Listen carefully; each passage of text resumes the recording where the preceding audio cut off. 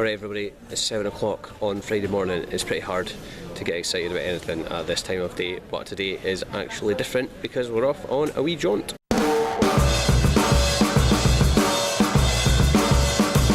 So as usual, I got to the airport ridiculously early. I just spent a small fortune on a bottle of water and a coffee. Somebody around me has just got a Burger King, which has really picked me up. I don't even like Burger King that much, but the smell of it is just really hitting the spot. So yeah, I've got a bit of a while to wait for my flight, so I just thought I'd record a quick message. I wanted to say thanks to everybody who watched and liked and shared the previous video I did about the Atletico Madrid stadium. I was really delighted by how many views it got on YouTube, so thanks a lot for that.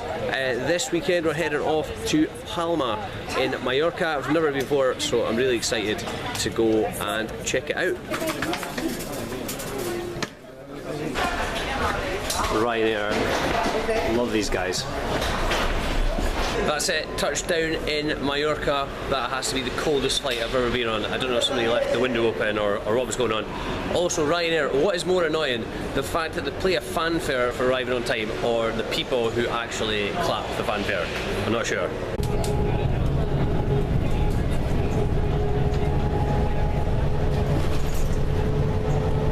Right, so I've had quite a few problems with this trip already. Initially booked the wrong flights like a complete idiot and needed to rebook, and then I got to the apartment and realised that the battery on my camera was actually low. So I've been out for lunch, I've come back, charged the battery, and hopefully it'll be good to go now. So I'm going around for a little wander in town right now. But before I do, I wanted just to show you the view that we've got from the apartment, which is pretty nice. So just continuing with the disaster theme, it's taken me about 5 minutes to figure out how to open the window. But this is the view that we've got from the apartment. It's apparently not too expensive, even though the view is pretty spectacular. I'm saying apparently because it's not actually me that's paying for it. It's my mum and dad who are paying for it. I don't know, mum and dad, do you want to get involved in the video?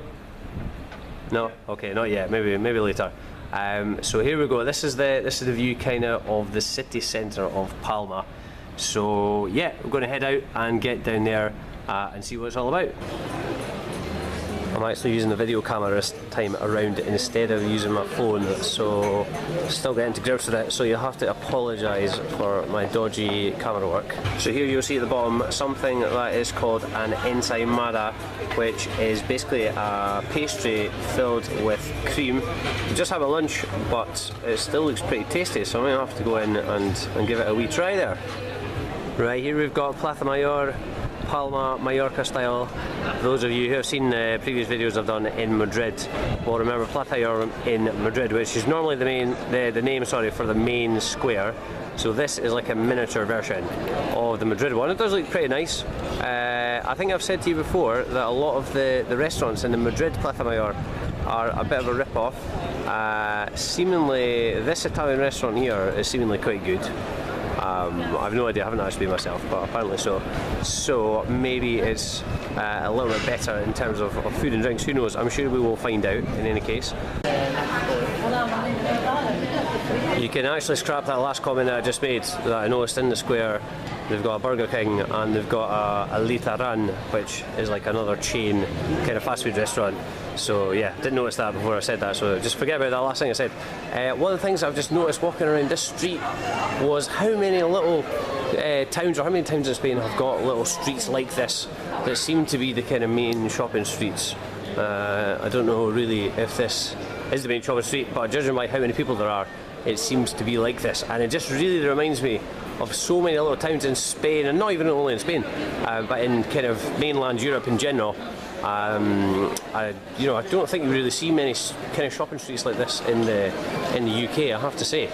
Just headed up to Plaza de Cort, where you'll find this absolutely massive olive tree. Now if you look at it carefully, it probably looks like it's been here for centuries and centuries. It looks really old, but in fact it was taken from outside of town and planted in the city centre. It's kind of a symbol of peace, and also Mallorca is famous for olive trees in general. So it's kind of gives the city the identity of the island. What's up, pal? Why the long face? Saseu Cathedral is perhaps one of Palma's most famous monuments. I think it costs, how much did they say it was? €7 to get in, and it's well worth a visit. Much of the bottom part has been designed by Gaudi, who you'll remember, and you will know of course, also designed the Sagrada Familia in Barcelona. So get yourself in there and check it out.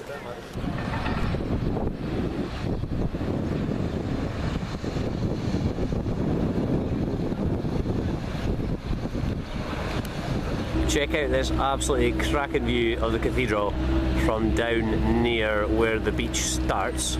As you can see, it's very kind of Moorish, which you'll see in a lot of places in Spain. We've also got a nice little tribute to Geneva there with the fountain. I don't know if there's another word for it in English, just fountain. I always lived in Geneva, so it's a nice memory for me. Good thing about this camera as well is that I can speak to you and you don't have to see my mug. You can see much nicer things like this one.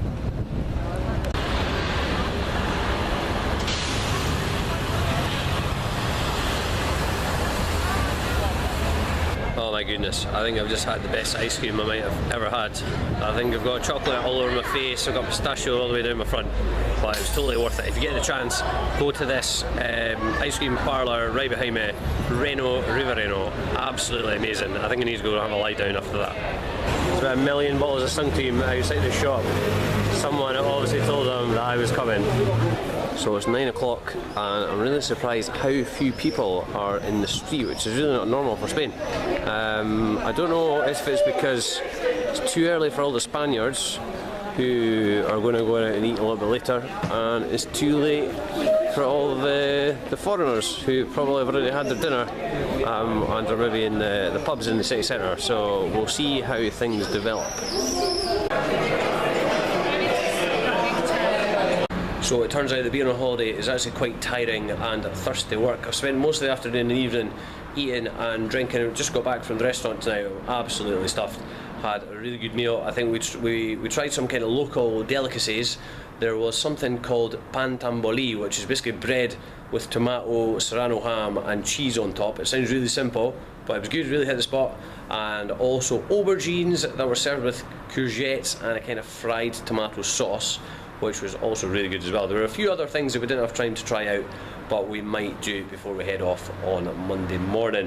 It's been a really good first day, pretty tiring though. We got up at 5 o'clock in the morning to get here, so yeah, pretty done in. I am sorely tempted to catch the last bus to Magaluf, but I think I'm probably going to give that a miss in fact and instead hit the hay. So we've got a big day planned tomorrow. Going to hire a car, get on a bit of a road trip around the island, which I'm really looking forward to, and we've also got a game to go to at night, so stay tuned for that and I'll see you tomorrow.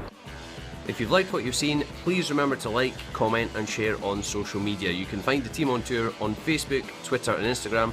Well, don't forget to subscribe to my YouTube channel where you'll find all of the Team on Tour's vlog entries. Thanks for watching.